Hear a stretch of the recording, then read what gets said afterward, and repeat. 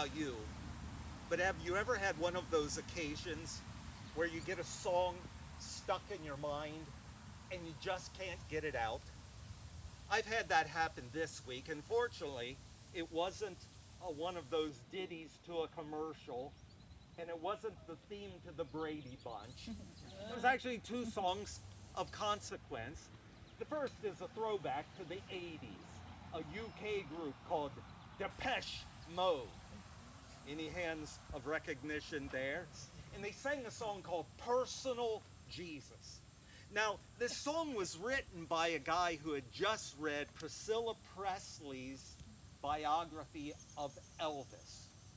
And the author of the song said, Elvis was like Priscilla's personal Jesus. Someone to pray to, someone to care for you. Well, there's a better version of that song, in my humble opinion, by Johnny Cash. And Johnny Cash said, Personal Jesus was the most gospel song that he had ever sung. Reach out and touch faith, says the words. That's song number one. Song number two is even older. It's a Bob Dylan song that he wrote in 1963 called With God on Our Side. And the words hit me especially, and you might hear the reason why. My name, it ain't nothing. My age doesn't care. The land that I come from is called the Midwest. I was taught and brought up there. Its laws to abide, for the land that I live in has God on its side. Well, our psalm from 124 echoes those words. If God hadn't been on our side, says the people of Israel, we would have been decimated. Isn't that a common human desire to feel that in some way God is on our side? What is the alternative? To feel that we are utterly alone in this world. You might remember that scene from The Lord of the Rings, especially if you have children. And Merry and Pippin, those two little hobbits, meet Treebeard. He's half man and half tree. He's like the shepherd of the forest. And Merry and Pippin have just come from a war, and they want to know, is Treebeard friend or is he foe? And so they ask him, whose side are you on? And Treebeard said, I am absolutely on no one's side, because no one is absolutely on my side. It's easy to feel that way, isn't it? That no one's on your side. In his second inaugural address, Abraham Lincoln, speaking to a divided United States in the midst of a civil war, spoke of the North and the South. And he said, both sides read the same Bible. Both sides pray to the same God. Both invoke his aid against the other. We see people today taking religious faith and beating others over the head with it, whether it's about religion or politics or social justice issues or economic injustice.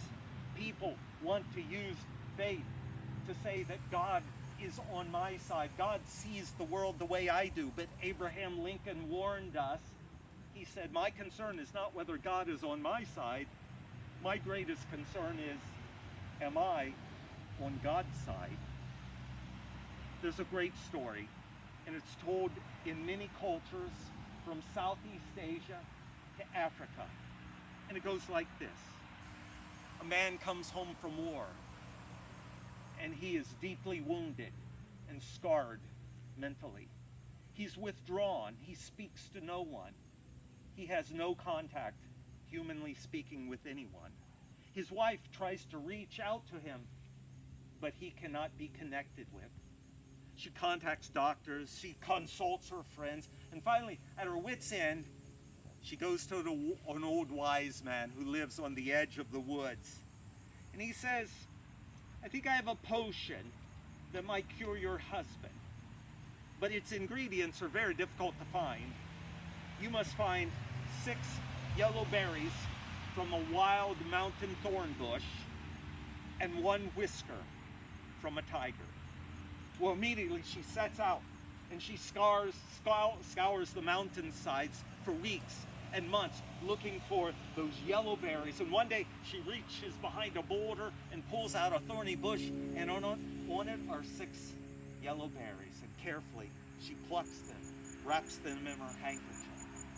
Now the next day she goes to the market and she buys a big slab of meat. And she carries it up a mountain trail to where a tiger is known to hunt. She leaves it on the trail and withdraws from a distance, and she sings a little lullaby.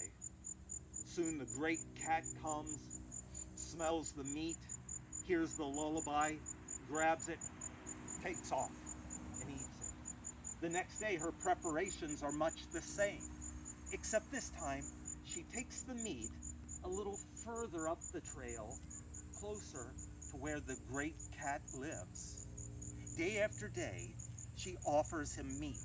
She sings that simple, soothing lullaby until one day, weeks and months later, she finds herself at the door of the cave where the cat actually lives. She puts the meat down and she sings her song, and the tiger comes out and sniffs around her, and sniffs the food. She feeds it to him by hand and strokes his fur. The cat lays its head down on her, and she tells him the story of her husband, how her husband is deeply wounded by war, and how her only hope is to have this special potion made, and requires the whisker of a tiger. She touches his whisker. He does not move. She pulls it. He remains motionless. She runs down the mountain to the great wizard, the great wise man in the woods, and she offers him those berries and the whisker of the tiger. Look, here's the potion ingredients. Now you can heal my husband. And the wise man takes those ingredients, he throws them in a fire. And she says, that's my only hope. No, he says, you are your husband's great hope. As you prepared to find those berries, as you wooed the tiger and gained his trust, so you can do that with your husband.